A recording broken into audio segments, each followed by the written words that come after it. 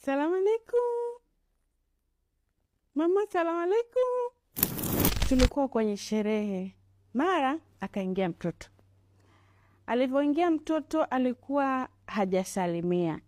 Lakini mtoto huyo alikuwa na umri kama wa miaka 4, 5. Lakini baada ya kutokusalimia, watu wakaanza na maoni yao. Mwingine, mbona hujasalimia? Mwingine, au ulimi wako umeliwa na panya? Mwingine, anajua kusalimia, tena anasalimia vizuri tu. Hebu salimia mtoto wangu, salimia mtoto wangu kipenzi.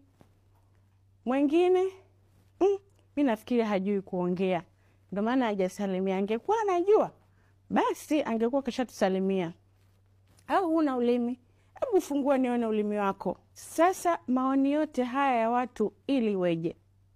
Nilitamani kunyanyuka katika sehemu ile na kuwauliza, mmemaliza? Lakini sikuona faida. Lakini ukweli wa mambo ni kwamba hata siku moja mtoto hawezi kujifunza kusalimia katika namna kama hii. Lakini ukweli mwingine ni kwamba maneno haya haizidi haipungui, yataondoa kujiamini kwa mtoto, kujithamini na vile vile kujipenda, kwa sababu ataona aibu mbele za watu na hajui afanye nini kulingana na umri wake. Lakini ukweli mwingine zaidi uliowazi ni kwamba hata siku moja, amini usiamini, kwamba mtoto mwenye umri wa miaka 15 mpaka 16 hawezi kuingia sehemu kama hii akashindwa kusalimia. Lakini huyu ni mtoto mwenye umri mdogo na hawezi kujua, bado hajaelewa kujifunza salamu mbele ya watu, na ile sehemu sio sehemu ya mafunzo ya salamu. Sasa ni nini cha kufanya endapo tutapata changamoto kama hii kwa watoto wetu? Sasa inabidi tuangalie mazingira. Tafadhali naomba tufanye kama hatujaona kile kitendo ambacho mtoto amefanya. Yaani ule muda sisi hatupaswi kumjaji mtoto eti kwa nini hujasalimia, ulimi wako umefanya nini.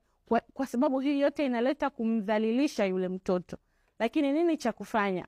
Cha kufanya kwanza, tunabidi tujaribu kuwa karibu na yule mtoto na kujenga mahusiano naye, ili awe rahisi, awe karibu kuweza kuzungumza na sisi. Kama vile yeye ndo ameingia, lakini sisi tunaanza, salamu alaikum, karibu sana, tumefurahi ulivyokuja, tumefurahi kukuona, karibu kwetu. Tunamwambia maneno kama haya. Lakini ikiwa wewe ni mzazi wa mtoto huyu, basi tafadhali